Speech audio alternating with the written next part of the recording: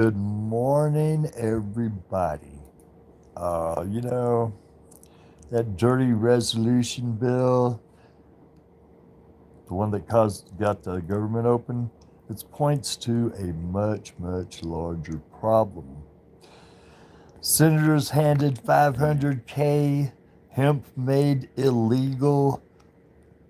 That's all compliments of lobbyists, just like this young fellow said right here.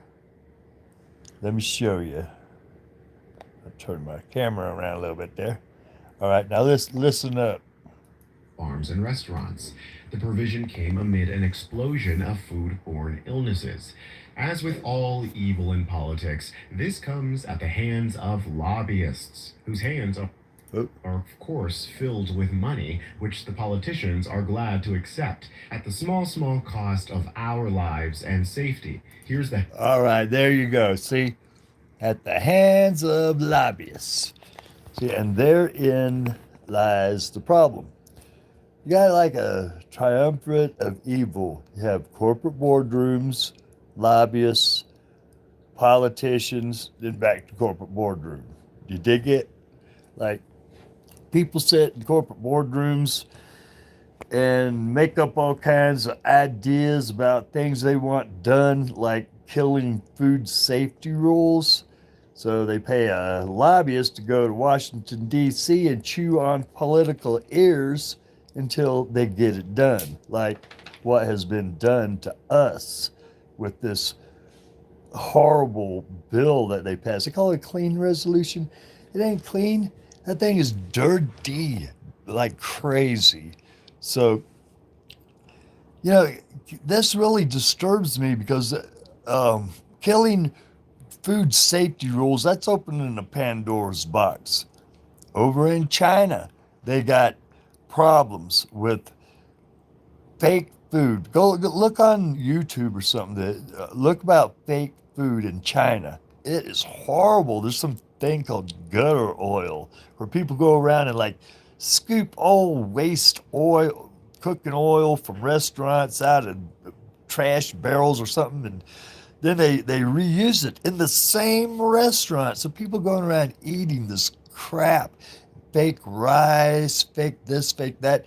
And in Africa too, they have big problems with fake cooking oil, fake stuff that's been like mixed with like industrial oil and all kinds of horrible stuff, giving people liver failure, kidney problems, all kinds of killing people.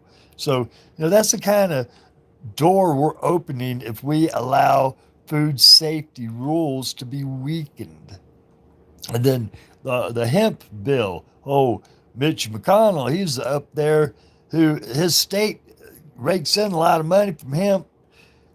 So he's up there allowing it to happen after he stood in front of a bunch of hemp plants in a farm, and he was like bragging about it or something. So check this guy out here. I mean, that's pretty interesting, but in a bad way. See here, um, senators quietly put language into the shutdown deal, helping their donors block rules to prevent food contamination and foodborne illnesses at farms and restaurants. Here, let me line that up a little bit better. Hey, you know what? At farms and restaurants, I'm not going to any restaurants. Hey there, Jimmy. Glad to see you.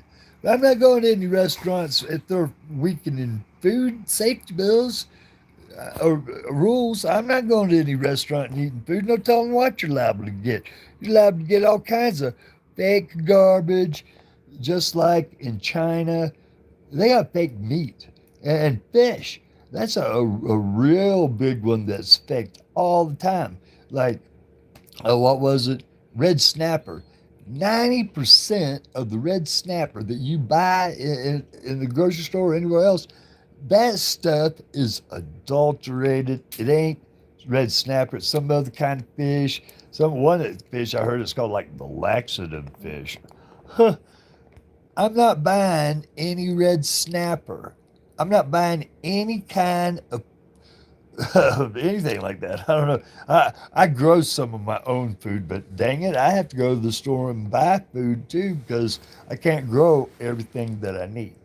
So, this is a bad deal. But you know what? It traces back to the lobbyists, the corporation lobbyist politician triangle. See, in the corporate boardroom, all of the people there are voted in by stockholders. And then the boardroom, they want to make rules that are constantly giving stockholders more and more profit. So they pay lobbyists to go to those political ears. So the way to break that is you put employees, labor reps in the corporate boardroom, 50%. You have 50% people who are voted in from the shop floor right there in the corporate boardroom. And that way, whenever they want to send lobbyists to Washington, how old am I? I am 68 years old. But anyway, whenever they want to send lobbyists to Washington, those lobbyists are not going to just be taking stockholder issues. They're going to be taken with them employee labor issues too. So it's going to have a real hard time passing laws like with like right to work laws. They have a real hard time passing right to work laws if you've got labor inside the corporate boardroom, or if some fish company, right? They want to sell a bunch of adulterated red snappers. So they send lobbyists to Washington, chew on political ears, and bam, they get some weakened rules going. So now they're selling a bunch of fake snapper to unsuspecting people. See how that works? But if you have employees in there, they're going to be saying, hold up now. My family eats red snapper. We don't want no adulterated red snapper in the stores. No. See? So you have to have employees in. Cool. You have to have, I can't see your name, standard creator. Anyway, you have to have employees in the corporate boardroom in order to keep those guys from only paying attention to stockholders and doing nothing but whatever the stockholders want.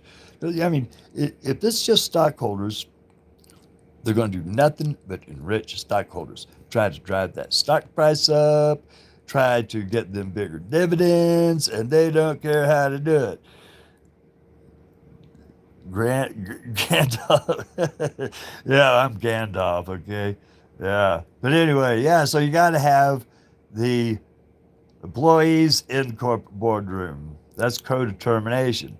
But then also you got that stinking Mike Johnson, or in other words, the Speaker of the House being a partisan hack who is going to do every last thing that corporations want because he's a stooge, man. He's a thrall of corporations.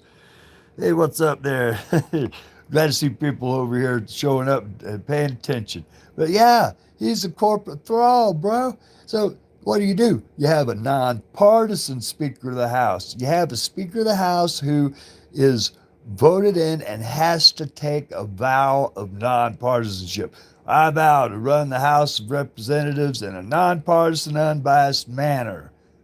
And it has to be legally enforceable too, because that's the only way you're going to get that gridlock stopped. That's the only way you're going to get the lobbyists to stop screwing over the American people, because you have to have a fair referee there in the House of Representatives. Right now, the way it is like, imagine a baseball team. I've said this before. I love this. You have a baseball team, right? The umpire gets to be picked out by each team. So when Team A gets up there, they get to pick out their own umpire. When Team B gets up to bat, they get to pick out their own umpire. So what do? You get nothing but pure chaos. You get like the ninth inning, if you ever can get to the freaking ninth inning, because all the people get their own umpire are the same way with the Speaker of the House. Each team gets their own umpire, the Speaker of the House. And what do? All they do is toe the party line, like right now with the Republicans. So you got to break that up. You have nonpartisan Speaker of the House, nonpartisan committee chairs too. And that way, you don't have those lobbyists coming in and screwing everything up with partisan speakers, right? Instead, you got lobbyists coming in with both stockholder and worker concerns, community concerns, going to Washington to a House of Representatives with a nonpartisan speaker who can actually get things done for the American people and stop only paying attention to corporations and saying to hell with the American people. That's what they're doing. I mean, right now it's like the United States of corporations. This is supposed to be the people, we the people, not just corporations. So that's what I got for you this morning. And if you like the idea, I love the way ideas, and you're right to do thinkers. Yeah, it's possible, but we all have to stick together. I'll just say this in ending. It might be needed to go on a freaking national economic shutdown strike by the American people to just shock those, I was about to say a bad word, to shock those people into doing stuff for us. Because hell, we build everything. There ain't nothing mined or harvested or manufactured or served or nothing without the American people, without the regular old common American people like me and you. So we've got power and they don't. So we got to show them we got power. But anyway, yeah, tell everybody about nonpartisan Speaker of the House. Tell everybody about co-determination, and give me a thumbs up like this and share the message. Love you all. See you later. Bye-bye.